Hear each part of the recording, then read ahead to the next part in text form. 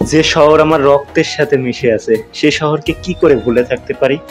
তাই যখনই সময় পাই সেই সময়ই নিজেকে সময় দেওয়ার জন্য একটু চলে আসি নিজের রক্তে মেশা শহরের সাথে ঘুরতে। যে শহর একটা সময় আমার জীবনের সাথে জুড়ে ছিল, আজকে সেই শহর সত্যিই আমার থেকে অনেক দূরে চলে গেছে। সময় সত্যিই সবসময় পরিবর্তন করে দেয়। যখন ভাবিস তখন খুব খারাপ লাগে।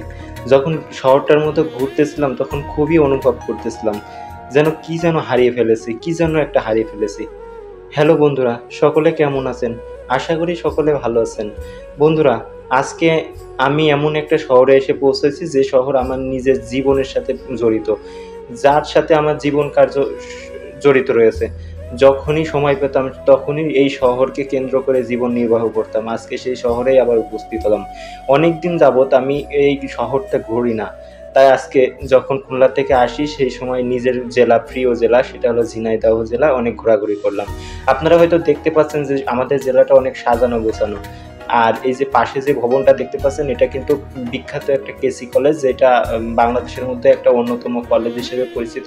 আপনারা হয়তো দেখতে পাচ্ছেন, কিন্তু সন্ধ্যা হয়ে গেছিলো যার কারণে আর ঢোকা হয়নি। তারপরেও আমি দেখানোর চেষ্টা করলাম যে সুন্দর কলেজটা কত সুন্দর। যখন ঘুরতেছিলাম তখন খুব আফসোস হচ্ছিল যে এই জেলা থেকে আমি কত দূরে চলে গেছি, কতটা মায়া রয়েছে এখানে, আর সবকিছু যেন আজকে হারিয়ে গেছে। কি জন্য জানেন বন্ধুরা? কর্মজীবনের জন্য। কর্মজীবন সত্যি সবকিছু ভুলিয়ে তোলে। আমার মতো কে কে নিজের জেলাকে অনুভব করেন অবশ্যই কমেন্ট বক্সে জানাবেন। বন্ধুরা, আমি যখন নিজের জেলাকে অনেক পর্যবেক্ষণ করছিলাম এবং ঘুরছিলাম সেই সময় মনের মধ্যে অনেক ছটফট করছিল, কতদিন হয় নিজের জেলাকে অনুভব করি, কতদিন হয় নিজের জেলাকে দেখতে পাই না।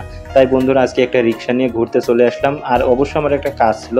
বর্তমান যেখানে আমাকে দেখছেন এটা হলো ঝিনাইদহ পায়রা চত্বর, যেটাকে বলা হয় ঝিনাইদহের প্রাণকেন্দ্র, যেখানে আমি খুবই আনন্দ উপভোগ করতাম।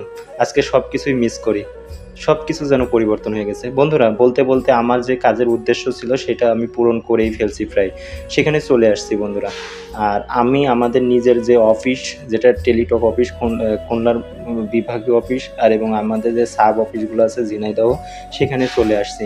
সেখানে কিছু মাল ছিল, সেটা দেওয়ার জন্য আমি আসলাম, কিন্তু এসে দেখছি বন্ধ। পরে আমাদের যে ঝিনাইদহ অফিসার ছিল তাকে আমি ফোন দিলাম, সে বললো কি একটা পাশের দোকানে রেখে যাইতে, তা আমি রেখে গেলাম। বন্ধুরা, আমার ঝিনাইদহ শহর অনেক ঘোরাঘুরি করলাম, অনেক মিস করলাম, অনুভব করলাম।